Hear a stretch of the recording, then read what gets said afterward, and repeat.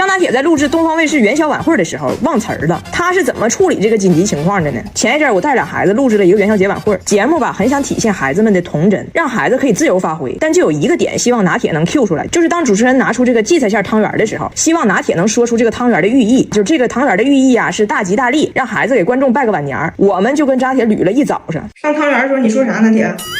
这象征着大吉大利。他当时练得好好的，结果真正录制的时候，张铁一看这么多人，很亢奋，把自己的那句台词彻底给忘了。到了这个环节，主持人端上汤圆，尝尝我们上海的汤圆好不好？张铁一听，发现这个地方好像是他要说点啥，他意识到了，但是他忘了他的词儿是啥。给早达急的，我弟咋不说词儿呢？结果张大铁云淡风轻、深情款款地看着主持人。你可真漂亮，你可真漂亮。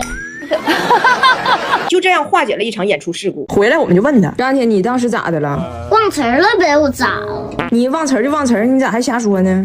谁瞎说吧？那不漂亮吗？那大高个儿多带劲呢！人家坐着呢，你咋能看出来大高个儿？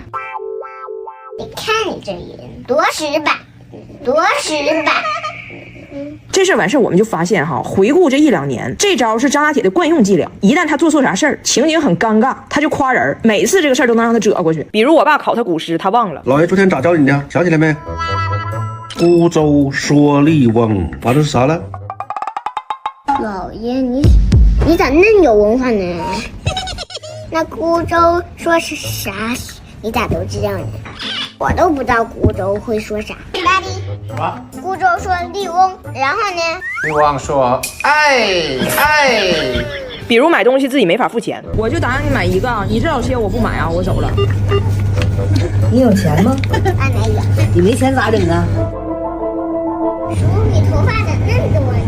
售货员当时就开心了，出来大放小就问他儿子：“你刚才说的啥，给人整这么开心？”我说：“叔，你头发咋这么多呢？”叔，你头发咋真多的？叔，你头发咋这么多呢？叔，你头发咋真多的 ？Got it。但是这句话他东北口音极重，所以大胖媳妇根本就不知道这句话啥意思。他以为这句话应该就是一句东北俚语，大概意思就是那啥，我错了，你别跟我计较。我就跟大胖媳妇说，我不需要你瞎学，我从来没指望过你情商高，家里事整明白得了，你就做到别袜子内衣一起洗，这5个9杀菌率的衣物消毒液得用，人多混洗不怕细菌交叉感染，省着身上刺挠起疹子，衣服阴干的没臭味都管用，香味也管用，爹味儿都管用。我想抄好文，给人留个好印象，不比夸人有用。大胖媳妇当天回家，因为忘了给我爸打印体检报告，就用上这招了。我让你求回体检报告，你求回了吗？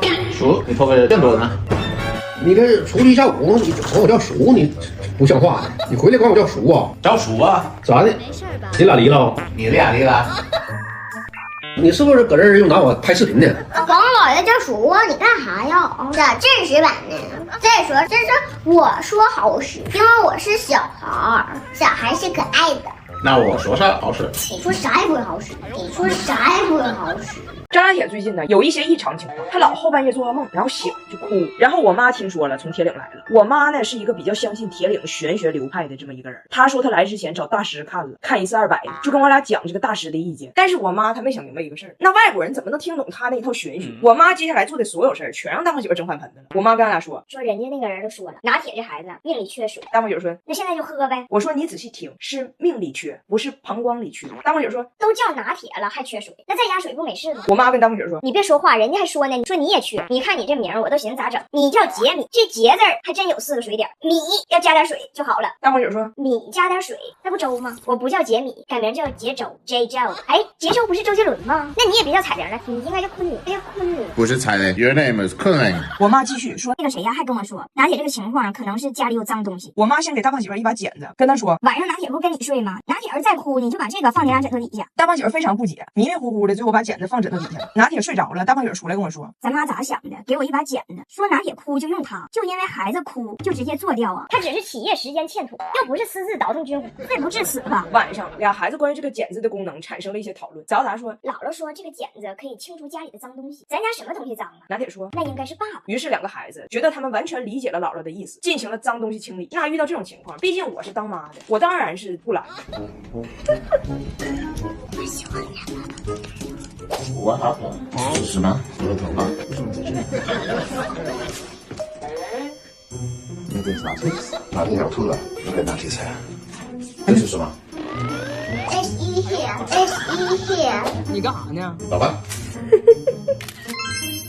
其实在我跟大胖姐心中，这都不是事儿，不就是哭熬个夜吗？我不怕，之前熬夜脸蜡黄，碰上换季敏感还黄里透红，得亏有薇诺娜修白瓶，边修屏障边美白，6大美白成分，料理表面到底层的黑色素，2大修护成分，安抚皮肤各种状况，养后屏障，轻松缓你妈生白，谁还能看出我熬大夜？我妈还是坚持对我家进行了最后一些调整。那个拿200块钱的大师说镜子有问题，我妈就跟大胖姐说，你买这个镜子方向有问题。大胖姐现在摆的镜子它朝床，我妈说不行。大胖姐换了朝着门，我妈说不行。大胖姐再换，我妈说镜子对面有镜子也不行。大胖媳妇被逼得有点叛逆了，最后疯了。哪里都不对。没想到这个镜子上天之后，它变成哈哈镜了。哇！大胖媳妇在镜子里看到自己也懵了，跟我说，怪不得都说上镜显胖，上镜显胖，尤其这镜子在正上边。我是这个装。我们太帅了，太帅了！帅了，你瞅整的这个大的，那去修钱去了。我爸在网上看到了一些不实信息，一些短视频，说人类要面临灭顶之灾，世界要发生一些大事儿，然后告诉他今天下班你必须去 ATM 把你的工资卡里所有现金都取出来。他也不知道咋回事，根本没听明白，就是以为我爸摊上什么大事要急用钱，要见他老丈人，把工资卡里所有钱都取出来。我爸说所有钱都取出来，然后这些取出来，你看我看，他全取出来了。都700呀，都700呀！我爸呀，最近刷到了一些没有依据的夸张叙事的短视频，说世界要有大灾大难，要赶紧做出未雨绸缪的准备。然后我爸买了很多那种军用的压缩饼干、方便面等等物资，然后自己还取出来一堆现金藏小匣里了，还告诉大胖媳妇今天下班一定要把自己工资卡里的现金都取出来。大胖媳妇根本没明白咋回事，我爸让他把所有资产转移出来，他就转移出来了。回来他就跟我说，他说我跟你说实话，最近你爸不太正常，买干粮、取钱、整理重要证件。他虽然不跟我明说，但是我也不傻。综上所述，谁还猜不出来他这是犯了什么事儿了？要逃逸。今天还跟我说让我把钱都取出来买金条，我这都取出来了，我油条都买不了几根，还买金条。但是你说老丈人张嘴了，我也得借呀。但是我跟你说，你趁早你得跟他唠唠。你看他这些准备，那可是要跑挺远呢。你告诉他，准备的再充分，那天网恢恢，疏而不漏。我的建议还是自首。我就把误会跟他解释了一下，他说啊，他不逃逸啊，那储藏间的东西都是他买了避难用的，那有些东西很不合理呀。你看这排蜡烛是世界末日的时候给早达写作业用的吗？这倒还好。你看这几本明显给张大铁准备的英语练习册，这个怎么解释？外